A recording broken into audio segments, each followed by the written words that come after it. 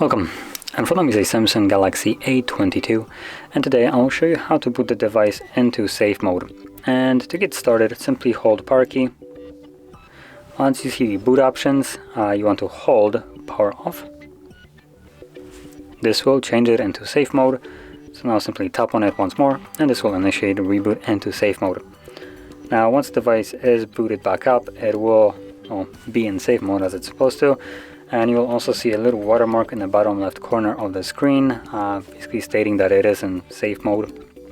And that is so you are aware of that fact, because in safe mode only the pre-existing applications will work. Anything else that you have installed will be disabled and will not be able to start up, which that might also include some of the Samsung's own applications. So I believe Notes and stuff like that is included in the disabled apps. And additionally, you can see widgets aren't working as well. Now, the way you can distinguish which apps are disabled and will not work at all is by just looking at them. As you can see, even in here, you have a couple of grayed out apps where they're just like black and white and grayish without any color. Those are the apps that you will not be able to start, as you can see. Download apps disabled and safe mode. And there, I believe there's some more. There's Facebook. So yeah, there's several of applications that come pre-installed on this device but will not be able to start up. Now anything else works just fine, so dialer, messages, basically all the default applications will work fine.